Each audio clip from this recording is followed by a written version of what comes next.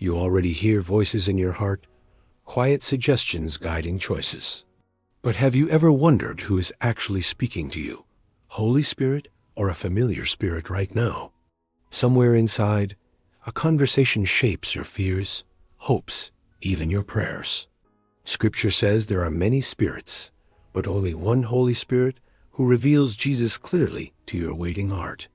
You might feel spiritually open, sensitive to atmospheres, dreams, impressions. Yet without knowing it, you could entertain familiar spirits that imitate God while quietly pulling you from obedience and truth. Today we will let Scripture separate the gentle, holy voice of God's Spirit from the flattering, manipulative whispers of familiar spirits, so your heart can walk safely with Christ alone. The Holy Spirit is God Himself, not an energy. He is the promised helper whom Jesus sent to live inside believers, teaching, comforting, correcting, and empowering them for holy living. Jesus said, "He will give you another helper, that He may abide with you forever, the Spirit of truth." John 14:16-17. This helper loves truth more than feelings. Familiar spirits are demonic spirits that study people, families, and regions, gathering information. They feel familiar because they echo memories, fears, and desires, pretending to comfort while actually deceiving hearts. In the Bible, they are called spirits of divination, or mediums, like the girl in Acts 16-16 and the woman of Endor in 1 Samuel 28, who contacted the dead. The Holy Spirit always leads you closer to Jesus, to repentance, humility, and obedience. Familiar spirits keep you interested in power, information, experiences, or comfort without surrendering fully to Christ. Inside your thoughts, the Holy Spirit brings a clear, gentle conviction that still leaves hope. Familiar spirits bring pressure, confusion, flattery, or condemnation, leaving you restless, double-minded, and afraid. The Holy Spirit produces fruit in you: love, joy, peace, patience, kindness, goodness, faithfulness, gentleness, self-control. Galatians 5:22-23.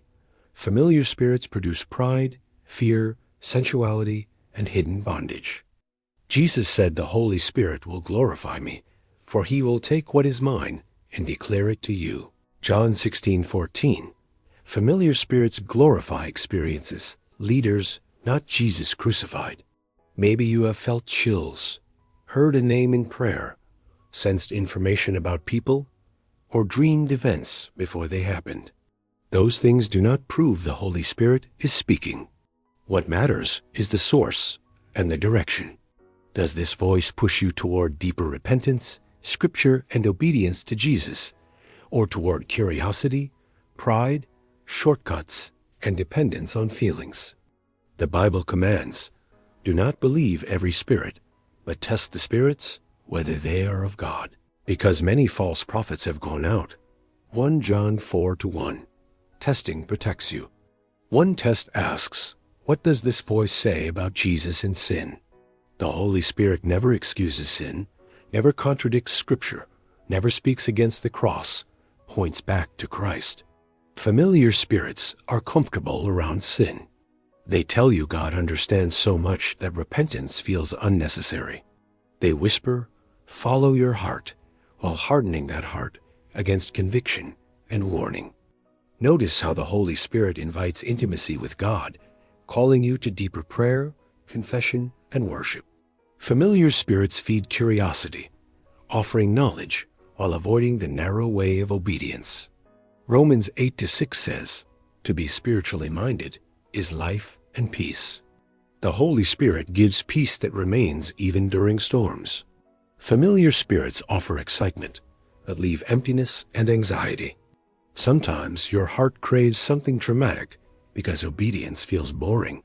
That hunger can open a door for familiar spirits, who promise revelations, yet distract you from simple devotion to Christ.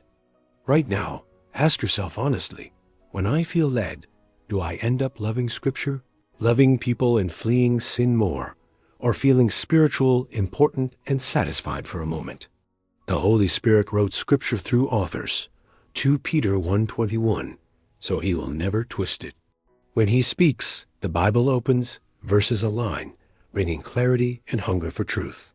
Familiar spirits can quote scripture, like the devil tempting Jesus in Matthew 4, but they twist verses out of context, feeding will, entitlement, or despair instead of trust and obedience. Think of the tone. The Holy Spirit corrects firmly, but with hope.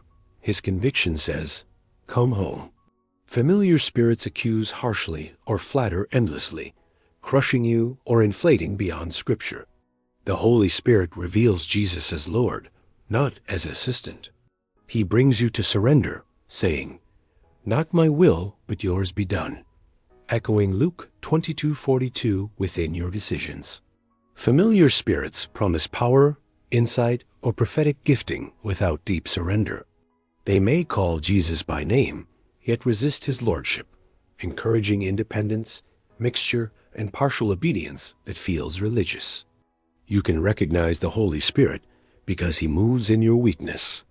When you feel unable, he reminds you, "My grace is sufficient for you." 2 Corinthians 12:9, bringing trust. Familiar spirits appeal to your strength and ego. They suggest you have anointing others lack, stirring comparison and competition instead of service, unity, and dependence on the Church of Christ. When the Holy Spirit truly leads, your character changes over time. Old addictions weaken, forgiveness grows, purity becomes precious. You increasingly hate what grieves God and love what delights him. When familiar spirits influence, bondage continues underneath activity. Someone may minister powerfully, yet remain angry, impure, greedy, or controlling at home, because the influence they follow does not transform character. Both Holy Spirit and familiar spirits can use your spiritual senses, imagination, dreams, pictures, bodily sensations. The difference is not the channel, but the message, the fruit, and the direction. The Holy Spirit draws you into healthy fellowship. He nudges you toward a Bible-honoring church, mutual accountability, shared worship, and service. He knows you cannot grow safely in isolation. Familiar spirits either isolate you or attach you unhealthily to one person or group. They resist correction, despise accountability, and quietly encourage secret practices that no mature believer could affirm. God clearly forbids seeking mediums, spiritists, or consulting the dead. Deuteronomy 18:10-12. These practices welcome familiar spirits, which offer knowledge but separate people from faith in God's guidance. You might say, "I wanted to know the future," or hear from someone who died. Yet door open to spirits apart from Jesus invites familiar spirits in, not the Comforter. If you have opened doors, do not despair. The blood of Jesus cleanses every sin. The Holy Spirit comes joyfully when you renounce those practices and cling to Christ alone. Renouncing means you agree with God about those wrong sources, speak it out, and turn away. You can pray, "Lord Jesus, forgive me for agreement with spirits not from you." Then say, "Holy Spirit, I welcome you as my guide. Fill place in my heart that familiar spirits once influenced. Teach me to discern your voice through Scripture and peace." Learning the Holy Spirit's voice is like learning a trusted friend's voice over years. At first you test carefully. Over time, you recognize his ways by faithfulness and truth shown. Hebrews 5:14 says mature believers have their senses exercised to discern both good and evil. Discernment grows as you obey, not just as you receive information about spirits and experiences. Be careful not to become obsessed with identifying every spirit around you. The Holy Spirit leads you to fix your eyes on Jesus, Hebrews 12:2, not to chase darkness curiously. The Holy Spirit never torments you with fear of demons. He alerts you soberly when needed, but points you back to the authority of Christ and the safety of obedience. Familiar spirits either fascinate or terrify. They love extremes. One moment everything feels thrillingly supernatural. The next you feel oppressed and powerless because their goal is control, not your freedom. The Holy Spirit confirms you are God's child. Romans 8:16. He whispers identity before assignment, belonging before ministry. Familiar spirits push you to prove yourself through manifestations, activity, or revelations. Perhaps you realize some past experiences feel questionable.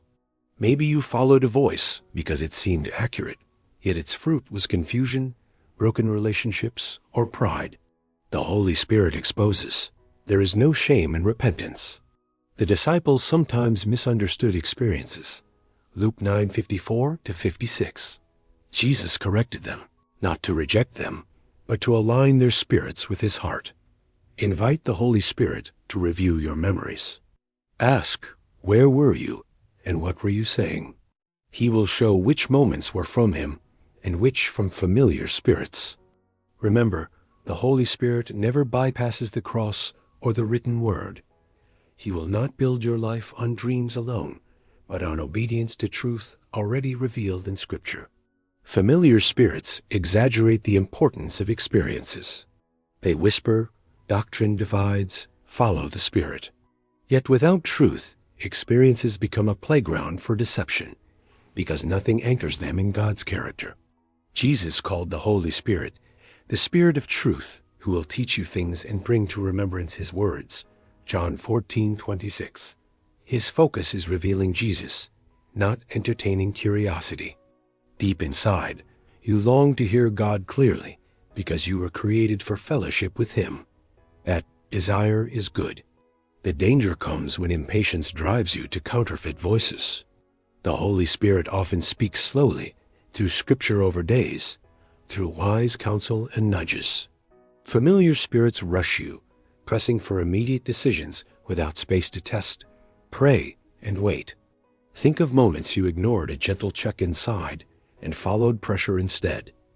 Later you said, I knew something was wrong. That quiet knowing was the Holy Spirit guarding you. Begin honoring that peace by pausing when it withdraws. Say, Holy Spirit, if this is not you, show me.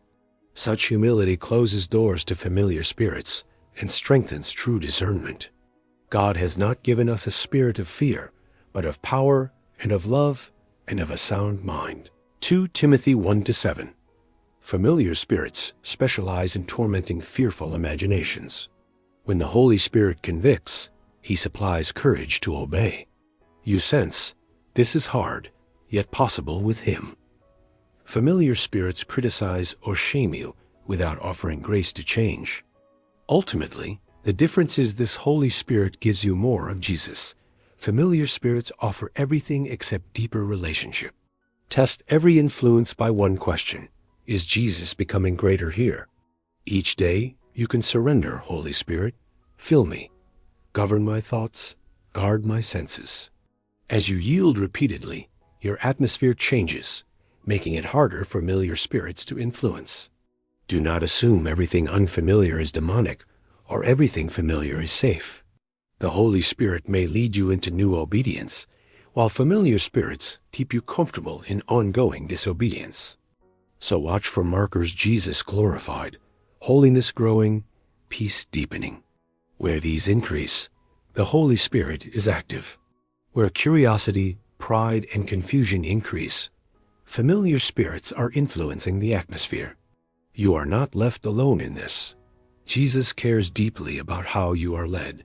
He promised, "My sheep hear my voice," John 10:27, and he knows how to protect. Ask the Holy Spirit to mentor you in discernment. Say, teach me the difference in my heart, among my relationships, in church settings, so I recognize counterfeits quickly and kindly. As you practice, you may make mistakes. Do not panic. God looks at your direction more than perfection. When you humble yourself, the Holy Spirit can redirect, can strengthen you. Saturate your mind with Scripture, because light exposes counterfeits. The more you know God's voice in the Word, the easier it becomes to discern His whisper within circumstances and impressions. Also invite input from mature believers who love Scripture and show humility. Others notice patterns we ignore.